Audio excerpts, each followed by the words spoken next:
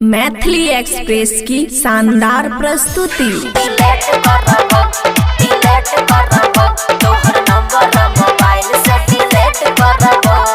DJ Guddu राज मधुबनी। खुशी recording studio बलुआहा। तोरा से छौरा ने हम भेंट करबो हे रे। तोरा से छौरा ने हम भेंट करबो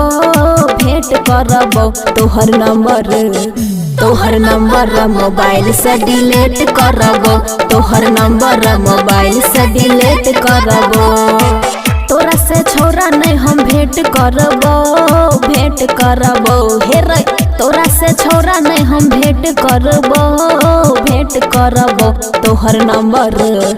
तोहर नंबर मोबाइल से डिलीट करबो तोहर नंबर मोबाइल से डिलीट करबो।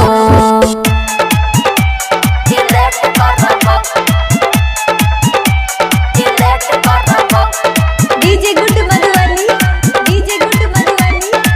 खुशी रिकॉर्डिंग स्टूडियो बलुआहा। होई छे बियाह अब डोलई है तू घंटा सुन ले रे बात हमर छौरा तू बंठा। होई छे बियाह अब डोलई है तू घंटा सुन ले रे बात हमर छौरा तू बंठा।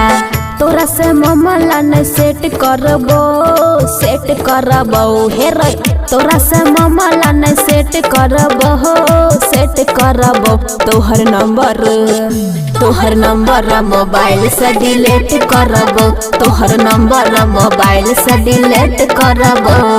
डीजे गुड्डू राज मधुबनी।